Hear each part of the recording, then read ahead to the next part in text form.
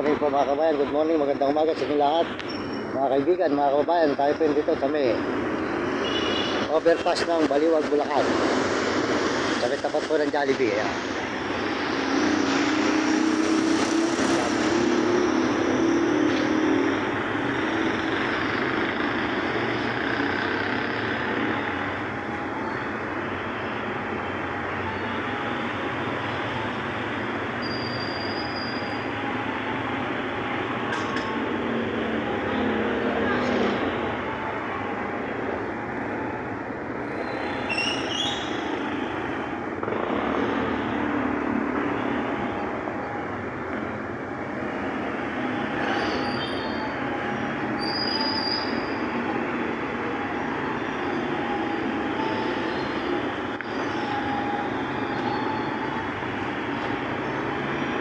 Sibuya, ayan. Po. Wait.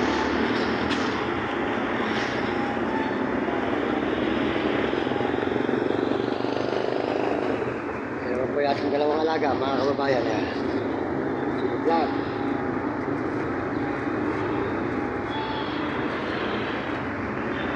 Ayan po ay namamahinga muna mga kababayan.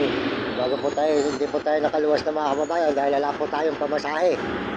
Gawa po nung may din po sandaan mula sa Quezon City, sa Cubao.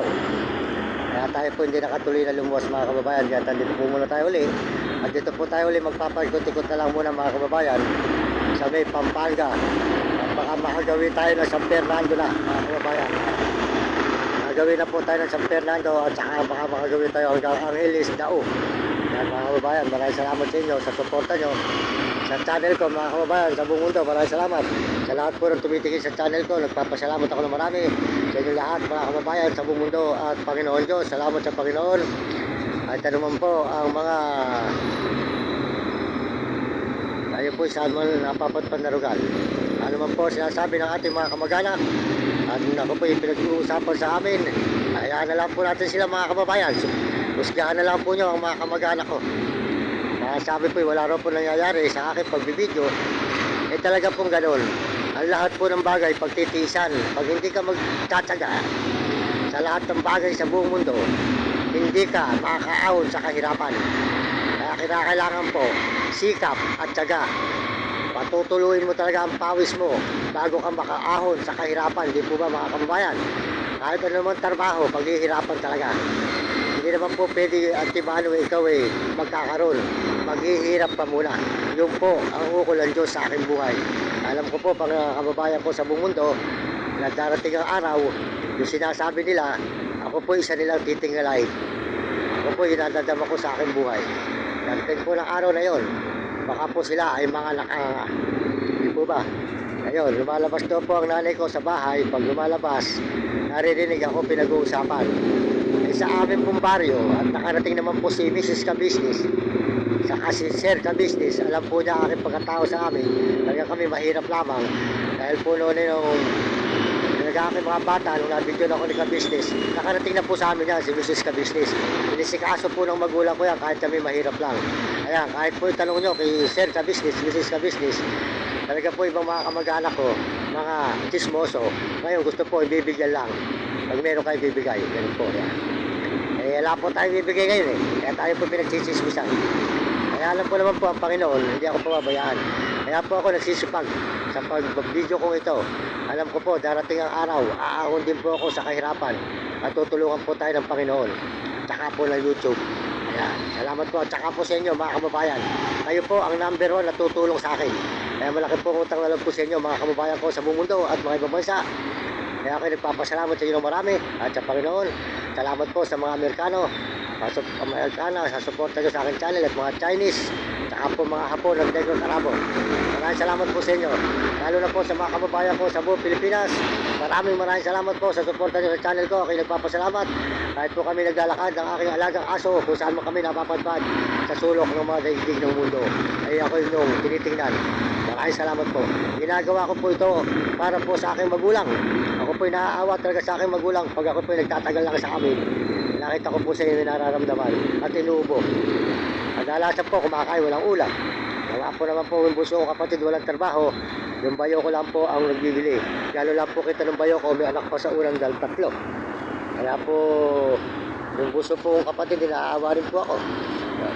Kaya po mga kababayan, dahil alam ko po, iniiling ko sa Panginoon Diyos na darating ang araw, pagpapalain din ako ng Diyos ng maaawang ko, magulang ko at mapagabot ko ang kanyang karamdaman. Maraming salamat po sa inyo lahat. At matulungan po natin ang ating mga kamag-anak na nangangailangan at mga tao sa lansangan na kinakapos ng mga pangangailangan. Kamukha po nito si Kuya. Ayan, kamukha po ni Kuya. Dito lang nakatira sa ilalim ng tulay. Ayan, namamalimos. Ayan, siya po ay namamalimos lang dito sa lugar na ito. Ayan.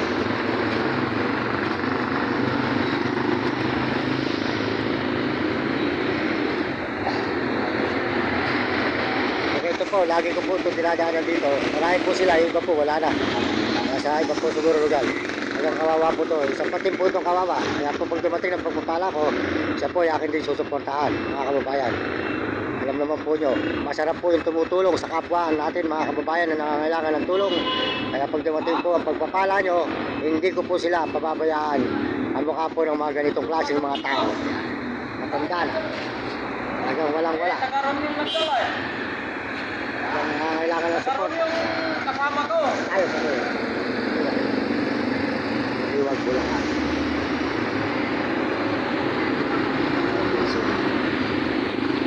Yun. Vincent, Baliwag Bulacan.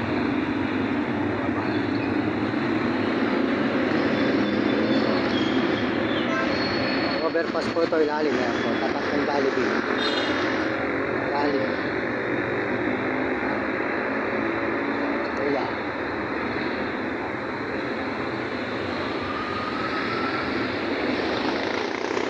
Maraming salamat po sa inyo. Kaya kayo salamat din po sa mga kababayan natin sa buong Pilipinas. Maraming salamat kaya kayo mga kabataan. Mag-aaral kayo mabuti at sumunod kayo sa inyong mga magulang. Huwag kayong magiging pasaway at sumunod kayo sa inyong guro para maganda nyo maging buhay sa pagtanda ninyo. Hindi kayo makatikim ng hirap. Maraming naghihirap ngayon. Gawa ng walang mga hanap buhay, hindi nakapag-aral. Kaya pagsikapan nyo makatapos para noon kayo ay maganda maging buhay nyo. Mga kabataan sa buong mundo at mga ibang bansa at saka mga buong Pilipinas. Sa pakisuportahan na lang po nyo ang ating mga idol na pinagmamalaki ko sa inyo. Walang iba kundi si Idol TikTok. Yan po, mabait po yan si Idol TikTok. Suportahan nyo ang kanyang channel, matulungin po tao. Yan po ang tao na makikita yung vlogger dito sa may Pampanga na kahit sino po pumunta sa kanya ay hindi po niya hinihindihan at hindi po niya pinababayaan pera o pagkain o bigas. Hindi nagugutom kay Idol TikTok. Mabait po yan mga kababayan. At ito pa po mga kababayan, ito po hindi ka Bicol Magama. Suportahan din po yung kanyang channel, si Idol Kuya Bal Santos Matobal at saka po kanyang anak na si Papa Rab. At saka po si Kuya Julay at kasama ni Kuya Julay at si Ka-Business. Ayan, si Ka-Business, Kapeso, Ate Edna Vlog at saka po si Bong Behero, Sniper at saka si Marvin Ramos. Salamat po sa inyo. Lahat po suportahan nyo ang channel ng mga tumutulong ng mga brother at saka po si Jim Bilog. Pakisuportahan nyo ang kanyang channel mga kababayan. Maraming salamat po sa inyo lahat. Tayo po ay dito pa sa may Baliwag, Bulacan. Yan po yung dalawa.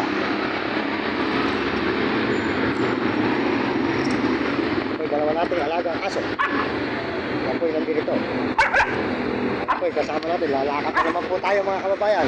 Pasensya na po kayo. Humihiling ng pasensya. Hindi po tayo nakaluwas ng Maynila. Wala po tayong pamasahe mga kababayan. Kaya po tayo dito na lang po muna magpapaikot-ikot. Gawa po rin tayo ay walang pamasahe. Kumita tayo ng konti. Nakibili naman po ng bigas. Saka po daing mga kababayan. Binili ko pa po ng gamot. Kaya alam naman po nyo, nagagamot pa ako mga kababayan. Nagagamot pa ako. Kaya tayo yan.